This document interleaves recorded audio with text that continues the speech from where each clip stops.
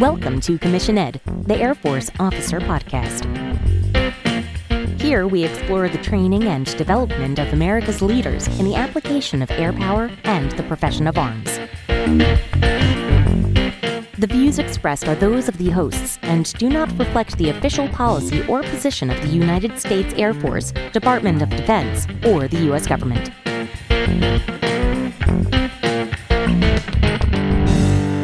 Welcome back to another episode of Commission Ed, the Air Force Officer Podcast. I am Colin Slade. And I'm Reed Gann, and we're your hosts for Commission Ed. So last week, Reed, you led us through a very excellent and detailed explanation of your experience at OTS. We recognize that what you went through is going to be a little bit, or maybe a lot of it, different from the way OTS is structured now. And one way that you can actually explain that to us is you came back to OTS as an instructor, that after being away from OTS for 8 years or so, you came back to it to do the instructing thing, and it was very different at that point. So we're looking forward to this week's episode where you can talk to us about what it was like being an instructor at OTS. Yeah, absolutely. And I think that this is an important thing to bring up, not just what it's like to be a cadet or an officer trainee at OTS, but what it's like being an instructor, because there's a recent change in policy called OI&RSD, or Officer, Instructor, and Recruiter Special Duty, that was released during the summer of 2019. And the expectation is that now there are going to be more people, more officers who are going to actively seek out these assignments as instructors at OTS, Air Force ROTC, and at recruiting stations. So looking forward to hear what you have to say about what it's like to be an instructor at Officer Training School.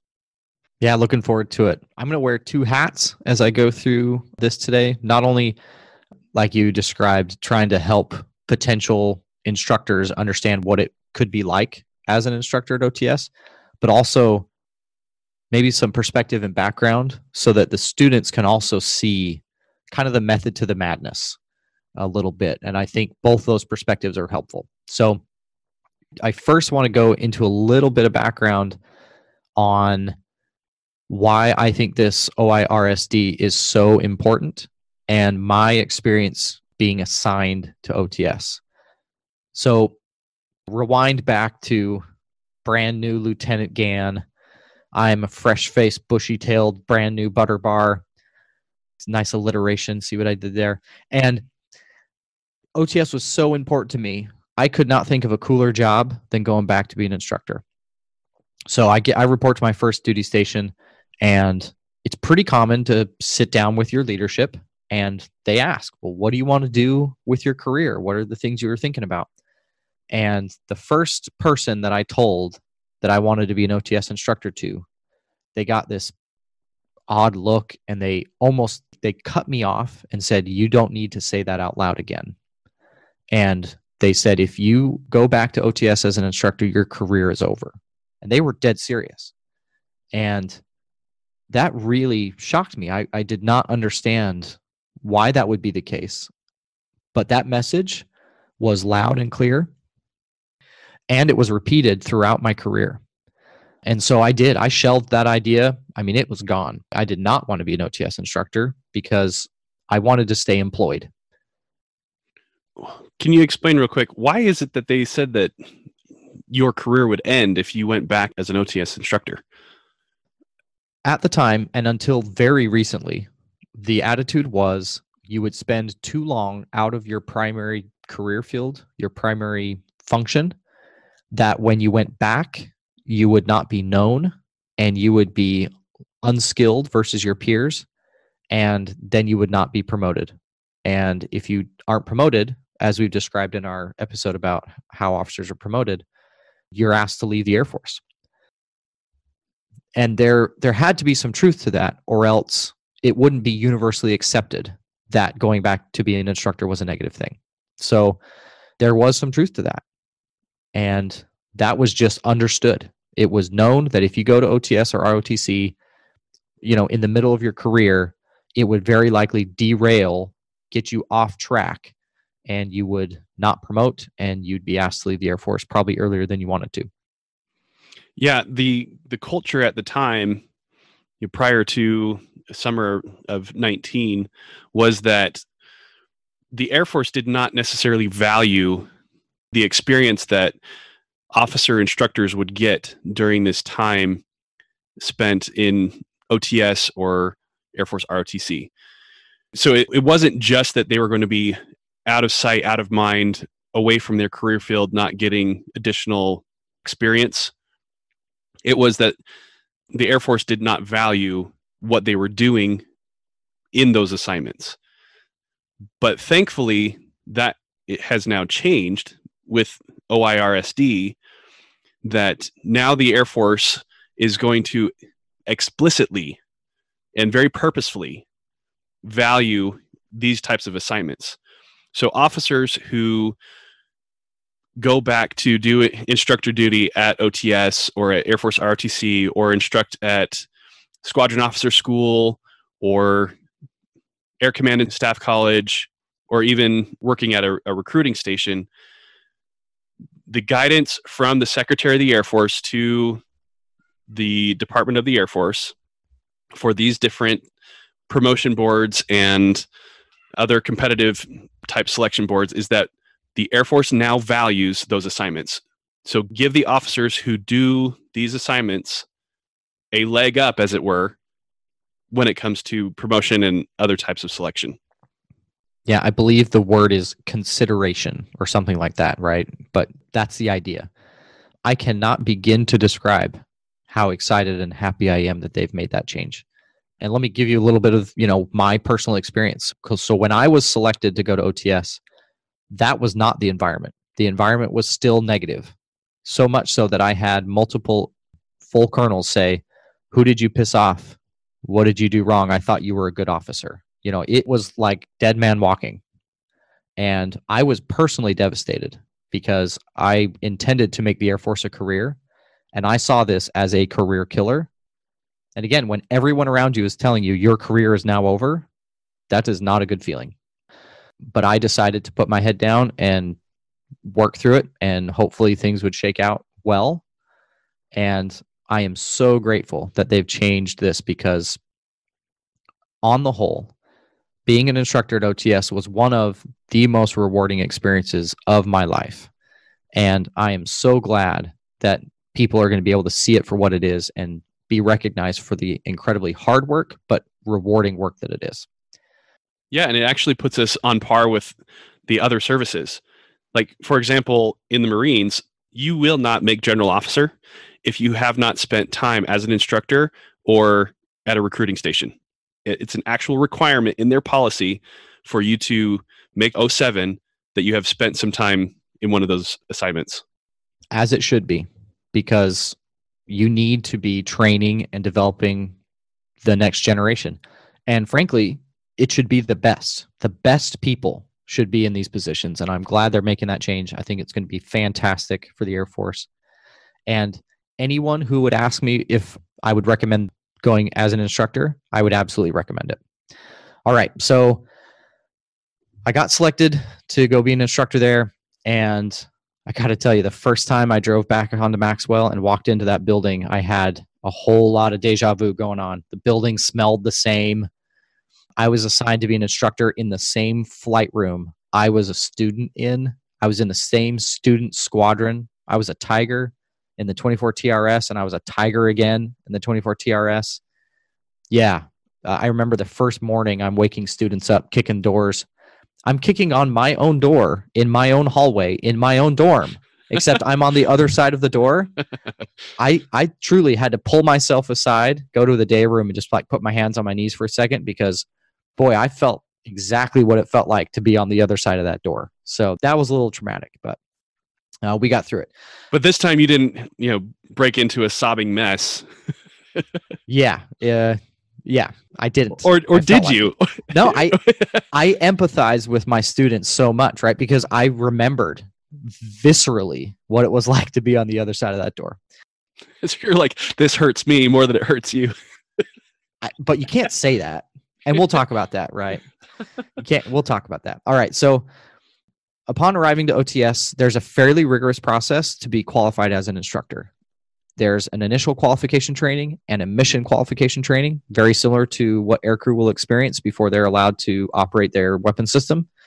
Additionally, after IQT and MQT, there are random inspections at any time from the stand and eval shop, as well as an annual certification in both field and classroom. So you have to be qualified to train in the flight room and in the field, and you will be randomly inspected, regularly inspected, and ensure that you are holding the standard. The students deserve the best, and also they deserve the same training experience, irrespective of who their flight commander is. And so you have to maintain that standard. I saw flight commanders lose their qualification, and they were given other places to work. So something that we take pretty seriously, and tell you, getting that AETC instructor cookie to wear in a uniform, that was a pretty big deal, and I was excited to get that. Also, new change to policy, you can now wear that on your uniform after leaving AETC, or Air Education Training Command. It used to be that you could only wear that cookie while you were filling that position, but now you're allowed to wear that after you've left. I'm pretty excited about that. Something I'm proud of. Yeah, that's just another external example of how things are changing, that the culture is changing to value the instructor duty. That it's no longer something that you want to hide and try and keep off your records, but you want to promote the fact that you spent some time in Air Education Training Command growing future leaders for the Air Force. Yeah, so super excited about that change. Plus, it's always fun to put a little bit more bling on your uniform. Am I right? Absolutely. All right. So when I came back as an instructor, the upper class, lower class construct was gone, which meant a lot more flight commander time. If you remember back to our previous episode, Colin, where I talked about how for the first quite a while, it was almost exclusively upper class that you were interacting with. Now it was all staff. Not entirely staff. We'll talk about that in a little bit. But because of that, the hours could be really punishing, especially at the first. So I lived about 30 minutes away from the OTS campus. I did that very deliberately. I needed to mentally leave OTS campus every day. So I lived about 30 minutes away. And if I have to report in order to wake up the students, if wake up is at 4:30 and I need to report at 4:15 and it's a 30-minute drive, I need to leave my house at 3:45. So that means I'm waking up at 2:45, 3 o'clock. And if you wake up at 2:45, 3 o'clock every day, that gets old real quick. So we would wake up about that time, and then we wouldn't leave until dinner was over, about 18:30. That's a lot of time. That's a long day. And it's hard to be on point for that entire length of time. So that's something that, I mentioned in our episode about what it felt like as a student looking at these officers, right? I mean, they're this vision of the ideal.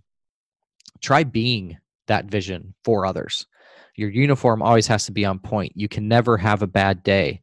You can't pop off and lose your temper.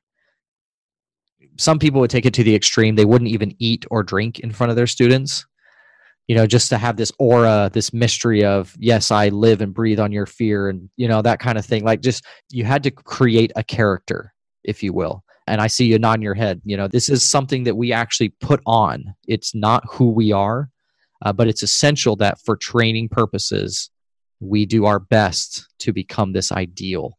But it's exhausting. So something about Maxwell, since Central Alabama in the summer is a miserably hot and humid place, I would sweat through 2 uniforms a day. That was something I would do pretty regularly in the summer. Say we'd have a field event and we'd be outside for 3 or 4 hours. I'd come in completely soaked through, and I would change.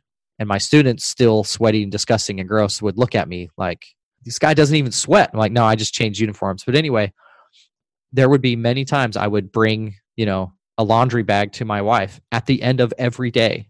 Sweetheart, I need to get some sleep so that I can wake up in 5 hours. Can you please take care of this? And she would. She was wonderful. She really supported me. And so that's something to keep in mind. Not a good time to sign up for a master's class or anything like that. Instructor duty requires a lot of you. Yeah, it's not a take a knee assignment. It's not something to do when you've got like significant issues at home. Like you've got children with extreme special needs or other family or community engagements. Exactly as you're describing, it is crazy, crazy hours. And not just the hours themselves, but what you're doing that entire time. That switch is on the whole time.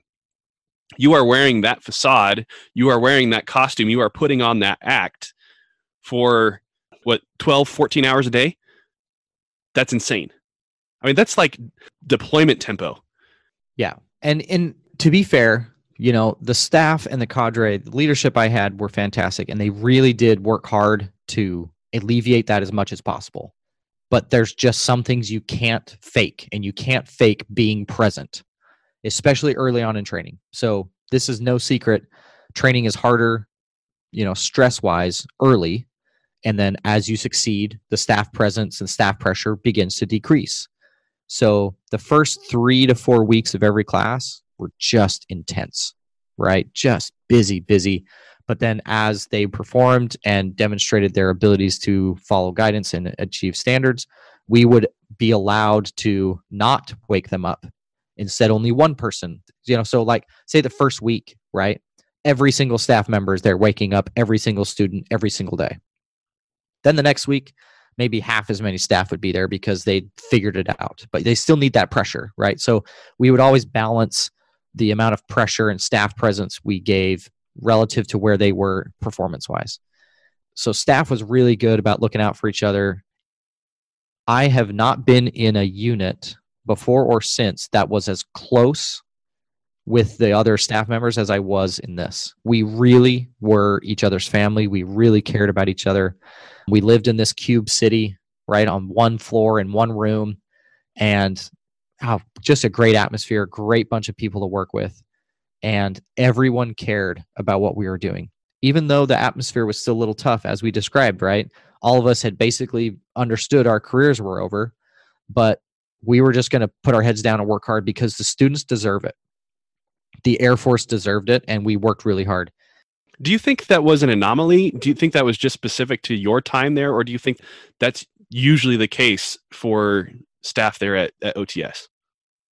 I hope that's the norm, but I absolutely worked for one of the best squadron commanders I've ever worked with, and I am so convinced of the power of a commander to influence a team that I can't dismiss that it could be an anomaly. I hope that's not the case, but I've seen too much, right? I've been in units that were fantastic. A new leader came in, then they were awful. And then another new leader came in, and then it was better again. I've had that experience, so I can't say definitively that it was unique to the mission. I hope it would be, but I can't say that it is. So, yeah, that's fair. But the students were the mission, and we were responsible to the Air Force to deliver capable officers. And I can say with absolute certainty that I never saw the standards compromised sufficiently to get someone through that I felt that we were selling ourselves, or losing our integrity. And I'm not going to lie, there were a couple that I was like, whoo, okay, but never enough that I felt like I had to say something. Yeah, there are always those people that were just like, how did you get in? How are you here? How are you an officer? There's always going to be those kinds of people, but we're not always there. We don't know all the background. We don't get to make all those decisions. So, yeah. Yeah. I commissioned a few students, like I said, that I'm like, oh, you have met the standards. I can't not commission you. As much as I would like to not commission you. Again, it never went that far for me. But I did. I sat a few students down and I told them, I'm like, look, you got some work to do. You've met the standard, but you're making me nervous. And all of them are receptive to that, which is what made the difference, right? Like if they're like, oh, no, I'm good. No, that's a red flag and a huge problem. We're going to have a conversation. Anyway, students were the mission, and it was a great cadre to be a part of. I'm still really close to a lot of my fellow instructors. Not to mention we were in it together, like, hey, it's 4 a.m. and I'm feeling great, and we're all there together. Living the dream. Yep, exactly. I think that is just a really important thing to highlight here, that because this is the profession of arms and we sometimes have to go do the crappy stuff, as part of our employment. And so it's not just a hashtag campaign, hashtag embrace the suck kind of thing. But that's a real thing, that you embrace it, that you are there with your brothers and your sisters at arms, embracing the suck together. And that brings you together. It forges those bonds, makes them stronger, so that you get to this point, as you've been describing, where you are a really close-knit family, as it were. Yeah, absolutely. I'll tell you, one of the hardest things to experience together as staff was starting over, right? Because if you think about it, so the way OTS was structured when I was there was 8 weeks of class, 3-week break, 8 weeks of class. During the 3 weeks of break, it was 1 week of hot wash, logistics, cool down, debrief, and then 1 week of maybe you can get some leave in, get some training, stuff that you haven't been able to do.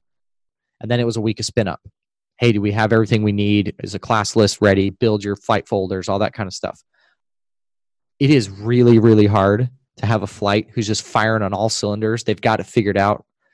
And then you get another flight and you're like, oh my gosh, these freaking idiots can't figure this out, and you never said that out loud, but boy, you were sure feeling it. So the first few weeks, the reason your staff is so grumpy is because it was not that long ago that all the students had this figured out.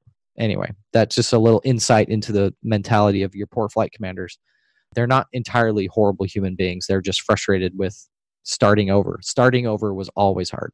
Starting over combined with the post-leave hangover, and now this lack of sleep again, because you got used to a full night's sleep in the time off between push and flights, between training schedules, and now you have to go back to that 02:30 wake up again, like you were describing before.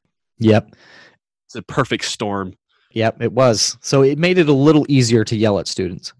Not at students, at their lack of performance. Clarify that. It's not like we're not laughing at you. We're not yelling at you. We're yelling with you. No, at their performance. Your performance is not meeting standards. All right. Every flight is very different. Every flight is different. Every student squadron is different. Every wing is different. There were some classes that it was just a dumpster fire the whole time.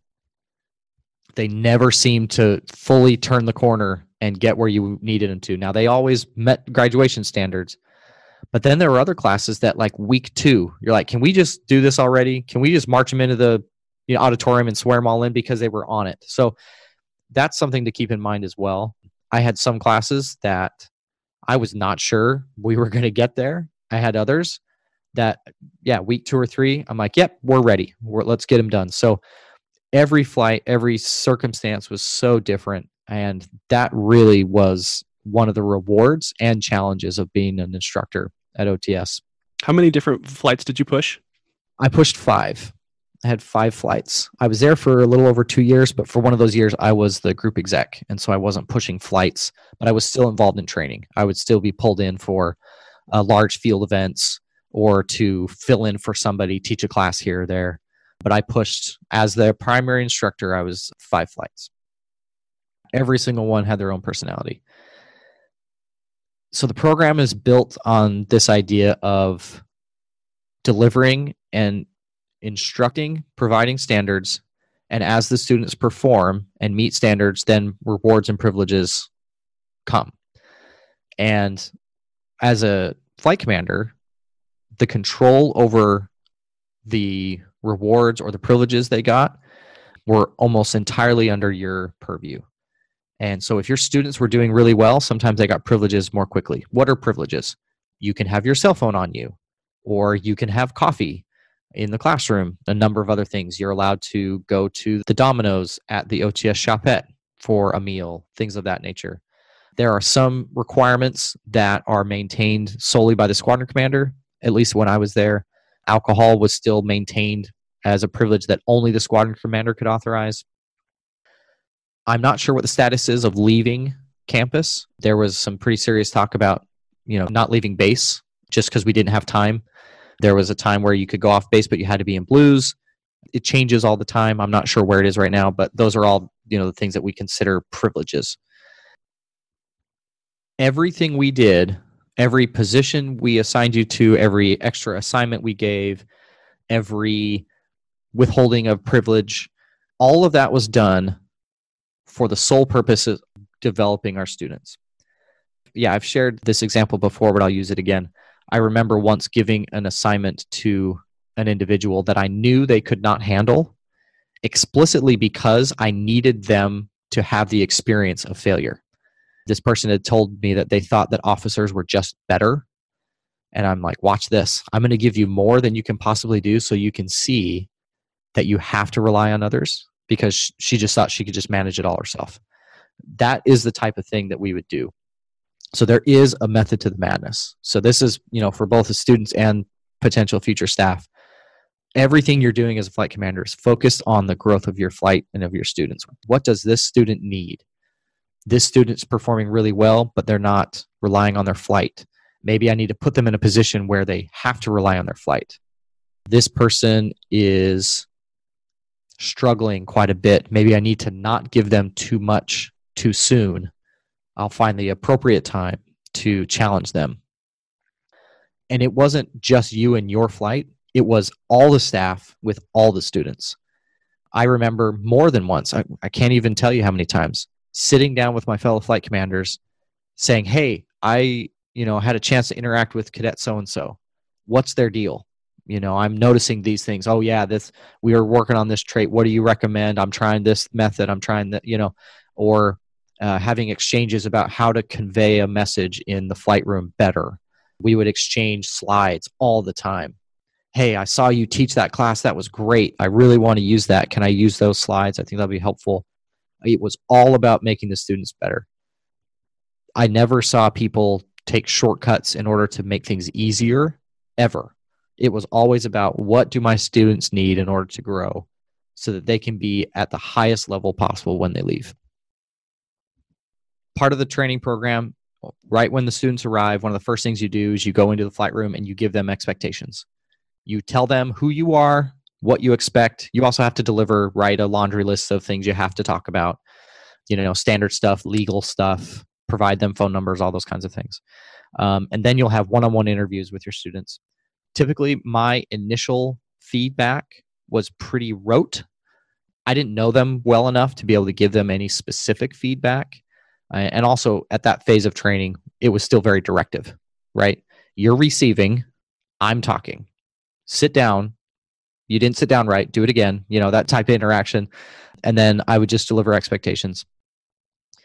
Now, as the training progressed, you start to learn your students' personalities. You started to see how they would interact with others. You would also start to see their performance because we'd have evaluations. And at midterm, you had to rack and stack the entire flight and tell them where they were. I chose to use one method. Some used other methods. Sometimes we were required to give a specific type.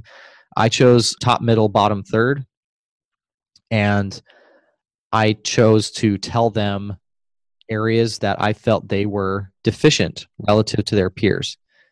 If they were short of standards, that's where I would start. I would always start with, you have failed to meet standards in this form or fashion. That was always pretty clear. They knew where they were if they were not meeting standards.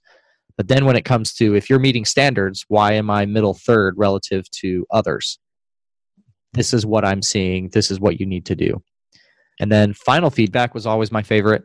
It was right before graduation. The students knew that they were going to graduate. I knew they were going to graduate, and that was always fun. And also, we'd all learned enough about each other to ask some real questions, to really get to the heart of the matter. And also, staff members, we were required to rack and stack our flights 1 through N, typically 15, 16. And that is a really hard thing to do. And I think we've talked about this in previous episodes. It's easy to identify the top 3 or 4. It's also easy to identify the bottom 3 or 4. But those folks in the middle, that gets real tough. Now, I did consider and highly weight all of the objective measures. So their scores, I took that into consideration. But then most of the subjective bits, the last little bit, right, the flight commander ranking, we had all sorts of calculators and here, put in all their scores. And then we took into consideration the student ranking. They gave themselves a little bit of feedback, and then the flight commander ranking. I did heavily weight their performance as demonstrated and as objectively measured. I took into consideration their flight rankings from their fellow flight members. But my flight commander ranking was based a lot on who would I want to follow. If I walked into an office and I saw this person was my boss, knowing what I know, who am I most excited to say, you got it, salute smartly and fall in line? But I would always try to check myself. Why is that? Is it because of our personalities align? Is it because of a shared common experience? Is it because we have hobbies in common? Is it because we're going to the same career field? I would try to second guess myself in all of those categories. That was one of the hardest things that you had to do.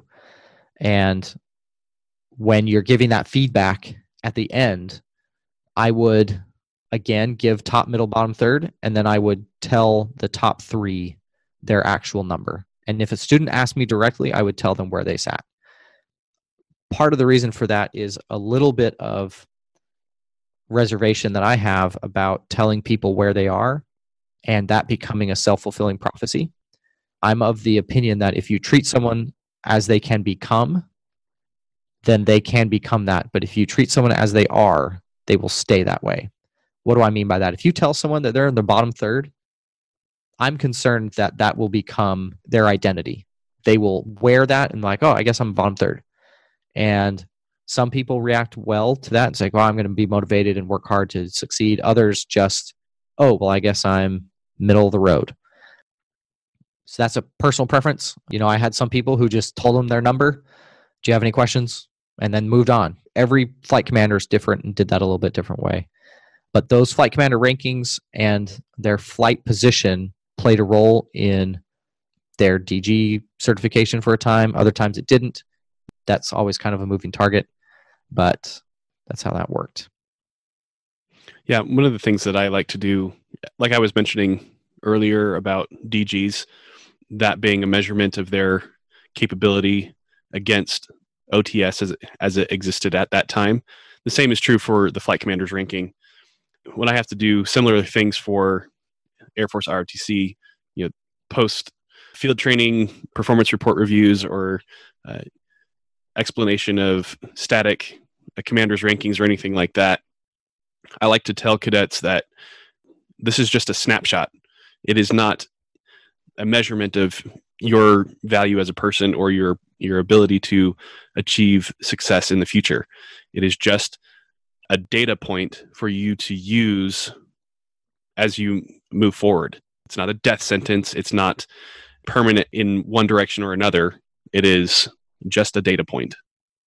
Awesome. Yeah, I think that's a great perspective. Your students are lucky. I wasn't that good, Colin. I never quite got around to that, but well done. Well, next time when you do a second round of instructor duty at OTS. No? It's one of those assignments I loved and hated all at the same time, right? It's a super complicated emotion. And that's something I'd give that advice to anyone who wants to go. Be like, yes, you do. Are you sure you do? You know, like it was so hard on us as a family because I was gone, but boy, so rewarding at the same time. So it's complicated, right? I feel like the movie Inside Out, right? When she's turning over the memory and it's different colors and a little confused. Yeah, that's totally where I am on this one, right? I'm not sure how I feel about this. Good reference. You're totally a father. I absolutely am. And proudly.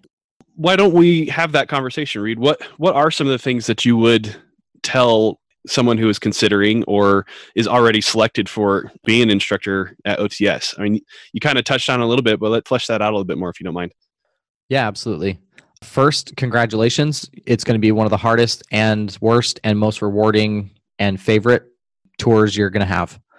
I would try to prep them for that idea that it's going to be complicated, but that it's worth it.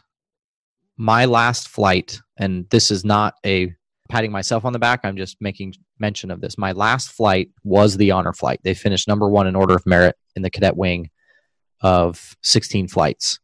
And talk about a proud papa moment, right? To see your students be recognized as the best and be absolutely confident that they are going into the Air Force and the Air Force is going to be better as a result. That is an incredible feeling.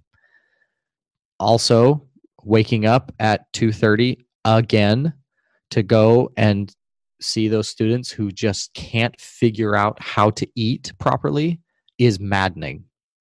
So, just kind of be ready for that extreme level of joy and just utter despondency, all wrapped up into the same thing, right? So that's something I would absolutely make mention.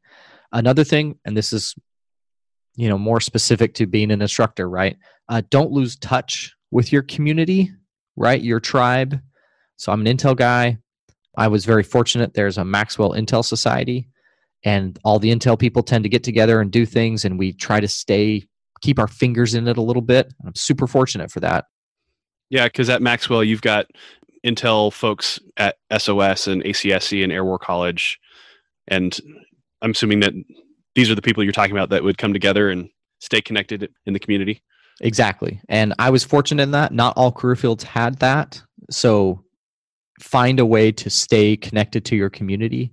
It can be a shot in the arm. If you're sick and tired of talking about lesson plans, going over and talking maintenance with your maintenance bros might be really helpful. So, find a way to try to stay connected to your tribe.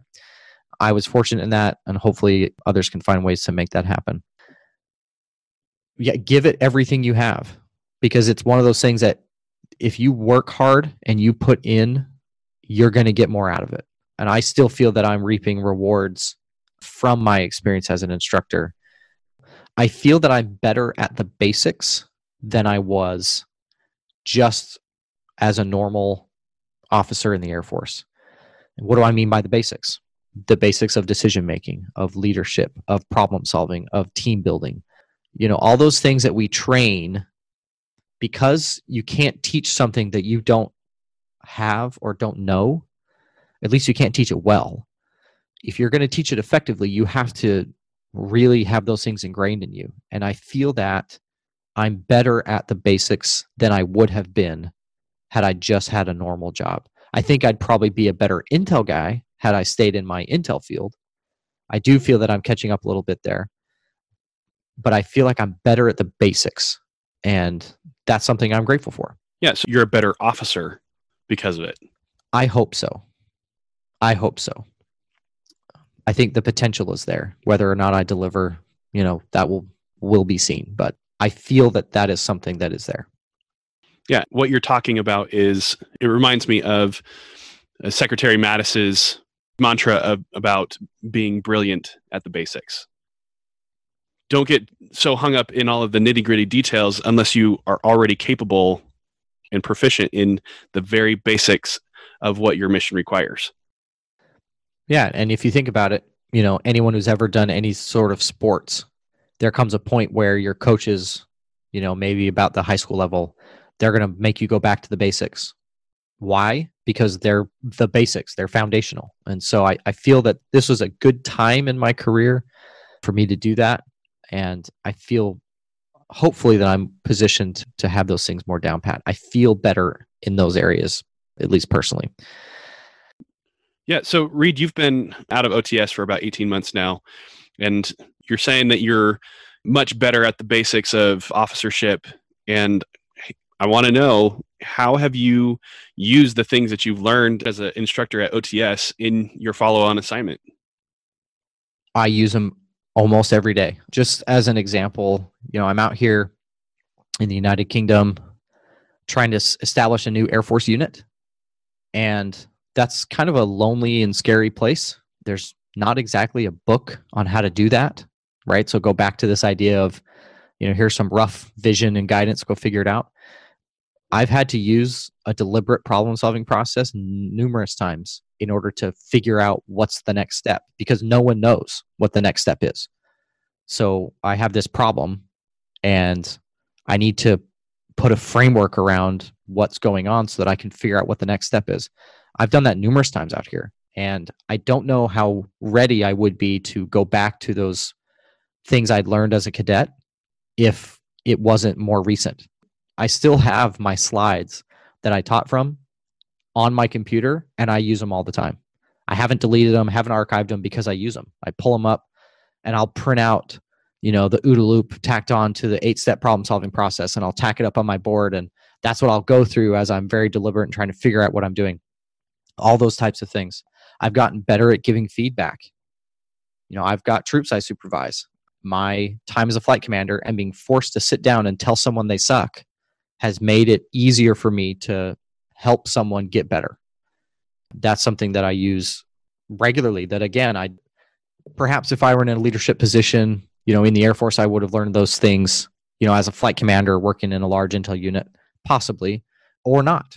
Or maybe I would have just been another intel bubba, with 1 or 2 airmen that I supervised. But this forced me to have regular reps, having hard conversations with students. And I think I'm better. I hope I am. At least that's what I hope.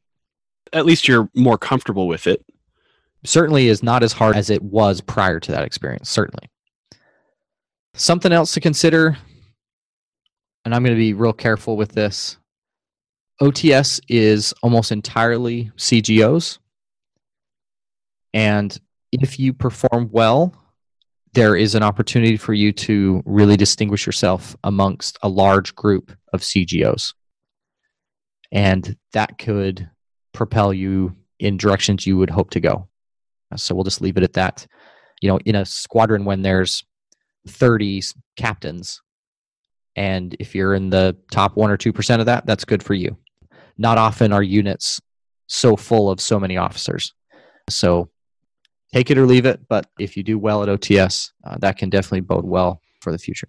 Yeah, so something to consider there is that OTS is not the dead-end job that it was once considered. That there are a number of things that you are going to learn and experience, a number of skills that you will gain during your time as an instructor. Not to mention the very rewarding experiences that you're going to have with the students themselves, watching them grow and develop and become capable as officers in the Air Force. But there are things that you, as an officer yourself, are going to learn and gain and develop that are going to help you in your future career and future assignments. And it may be the assignment that is able to propel you into what it is that you want to do next. It's certainly not a guarantee. Neither is any assignment. But the point that I want to make here is that instructor duty at OTS or any other instructor type assignment is not a dead end. It can get you what you want, and so don't shy away from it. Yeah, couldn't agree more. Again, for me, because the atmosphere was different, the culture was different, it was a little bit tough. But now that they've changed it, and I'm so glad they have, I really look forward to what these units can become. I think it's a really exciting time. And I had a lot of students tell me, hey, sir, I'm thinking about coming back here as an instructor. And I kind of had to hedge with them, because it was rewarding. It was beneficial. I was getting a lot out of it, but I wasn't sure what the future would be like. Now, to any of my students that mentioned that they were interested in this, I couldn't agree more. This is a great place for you to go to learn, to grow, develop, and it's super rewarding. The Air Force needs it. You need it. Your students need it. So my last question here, Reed, is what sort of officer do you think should consider an assignment at OTS as an instructor? What are the characteristics, what are the personality traits that you think lend themselves well to being successful as a OTS instructor? Boy, that's a hard question to answer because, on one hand, you could say, if you're not comfortable in front of people, you shouldn't do it. But I would flip that around and say, no, that's exactly why you should. So you can challenge yourself to grow in that area. It's hard to say. I would say anyone who's an officer should do it. The only people I would ask them to think about it are those situations that we kind of talked about if they've got a lot going on in their lives.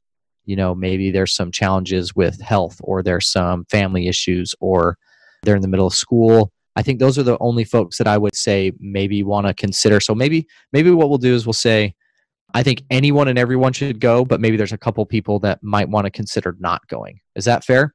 Yeah, I think that's fair.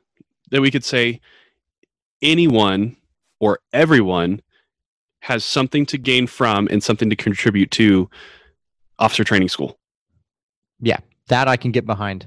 I do think, though, given the demand with the hours, and it's not just the hours. So for me, something else to consider, right? I'm an Intel guy.